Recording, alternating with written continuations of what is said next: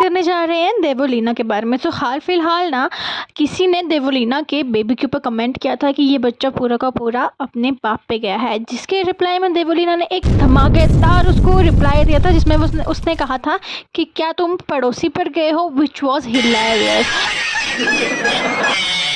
And personally बोलूँ ना तो ऐसे लोगों को ऐसा जवाब देना बिल्कुल बनता भी है, because they lost their limits. उनको पता ही नहीं होता कि किसी को कितने लिमिट तक बोलना है।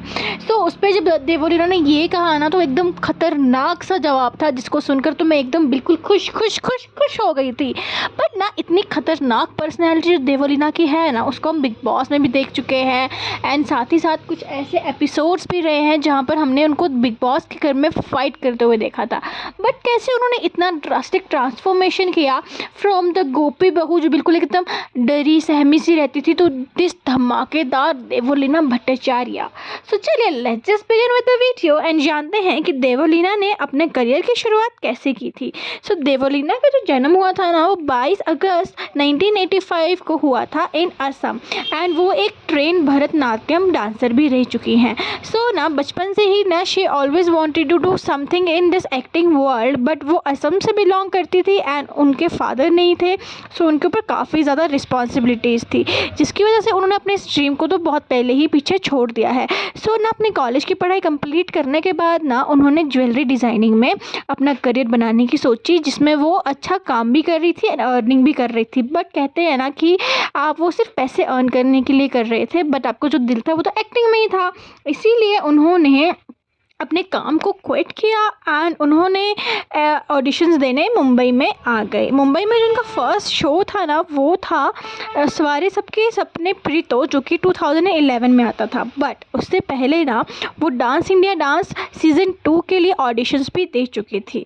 बट ना ये जब शोज़ थे ना उनकी अपीयरेंस बहुत ज़्यादा छोटी थी, जिसके लिए उनको कुछ खास रिकग्नाइजेशन नहीं मिली। सो इन जून 2012 जब भट्टाचार्य ने जिया माने को एज गोपी बहू रिप्लेस किया था, जिसके बाद ना हर तरफ बहुत ज़्यादा शौक की लहर गूंजने शुरू हो चुकी थी। बिकॉज हम सब जानते हैं कि Jiya Manek was a very big name at that point of time. And उन्होंने जो गोपी बहू का कैरेक्टर प्ले किया था ना वो तो ओ माई गॉड लाइक बहुत ही ज़्यादा फेमस हुआ था।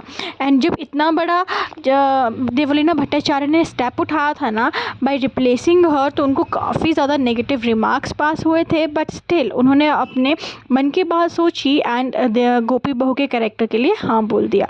सो ना 2012 से लेकर 2016 तक ना उन्होंने शो को कंटिन्यू किया। बट जब 2016 में ना शो में एज गैप बढ़ने लग गया, या फिर मैं ये कह लूँ कि लीप आने वाला था, तो वो अपने कैरेक्टर को आगे कंटिन्यू नहीं करना चाहते थे, because that time she was too young to play a role of a mother.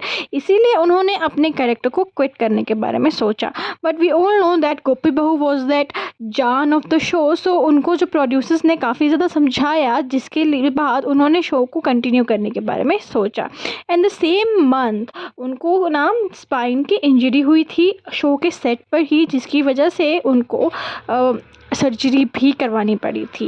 And surgery वगैरह करवाने के बाद ना उन्होंने 23 जुलाई 2017 तक उस शो को कंटिन्यू किया। उसके बाद ना जो शो था वो ऑफ एयर हो गया था। सो इतना लंबा शो को करने के बाद ना she wanted to do something very different, इसीलिए उन्होंने 13 season of reality TV show Bigg Boss में पार्टिसिपेट करने के बारे में सोचा।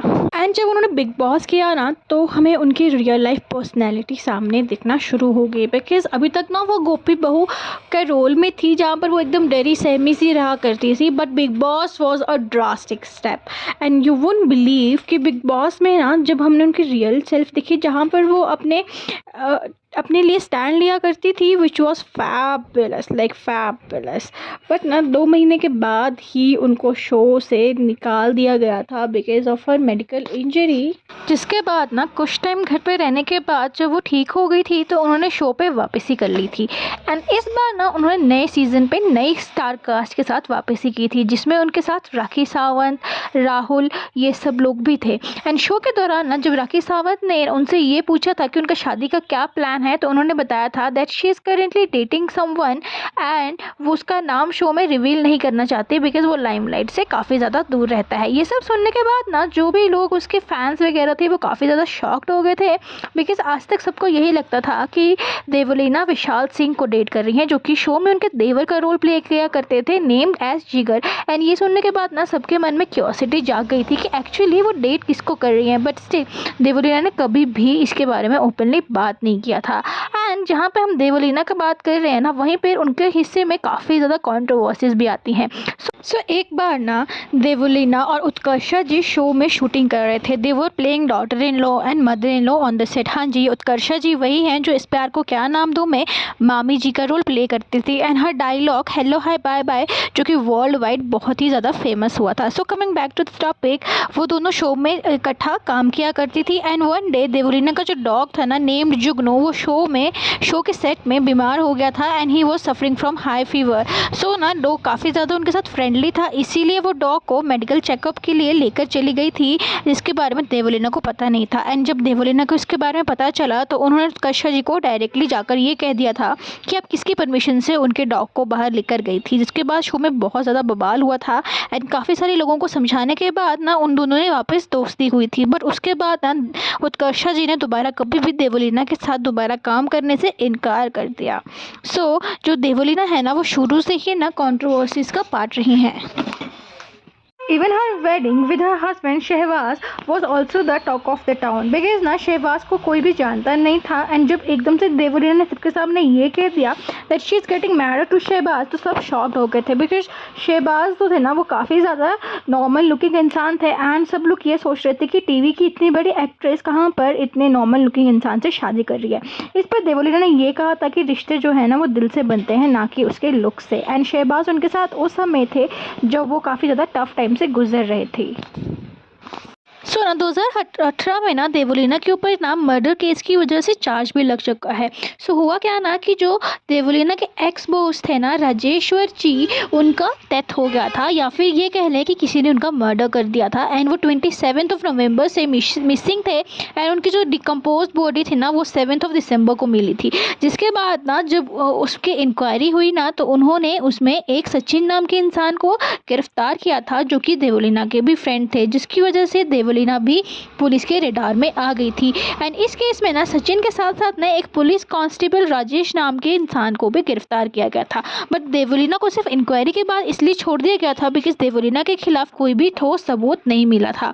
सो कुछ ऐसी रही थी देवलीना की ज़िंदगी कि कैसे उन्होंने असम से छोटे से शहर से अपनी जर्नी को तय किया। एंड आज गोपी बहू के नाम से वो हर घर में फेमस हैं।